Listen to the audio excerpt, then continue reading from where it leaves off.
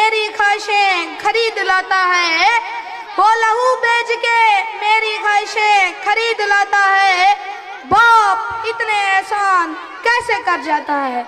अली वकार, जिंदगी से अगर रिश्ते निकल जाएं तो हम किस कदर नामुकम्मल और अधूरे हो जाएं।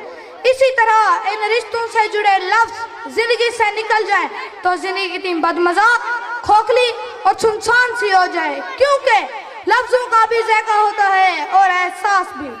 ऐसे ही परतासीर लफ्जों में एक लफ्ज है बाप। एतबार, एतमाद और तहफ़्फ़ुज़ के हसार में लेने वाला जानदार लफ्ज अब्बा जानी, बाबा जानी, अब्बू जान, वाले साहब, कैसे खूबसूरत लफ्ज है कि खुद ब खुद हमारी आंखों के सामने एक तस्वीर सी बन जाती है।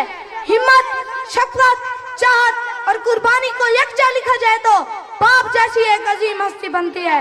सामीन इकराम, बाप की रहनुमाई, शफकत और मोहब्बत के बगैर हमारी जात तो ज़र्रा बेनिशा की मानद होती है।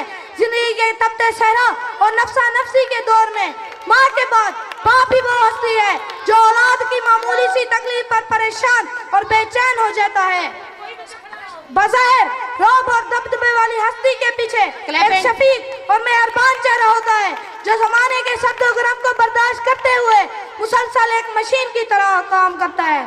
मुझे थकने नहीं देता ये ज़रूरत का पहाड़, मुझे थकने नहीं देता ये ज़रूरत का पहाड़, मेरे बच्चे मुझे बूढ़ा होने नहीं देते।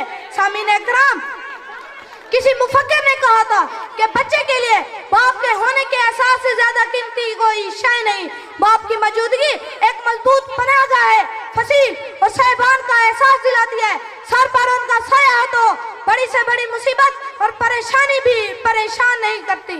अपने वालिद से हम कलाम रहो, अपने वाले से हम कलाम रहो, यूं वो बूढ़ा नौजवान रहता है। इजाजत चाहूंगा, वस्सलाम।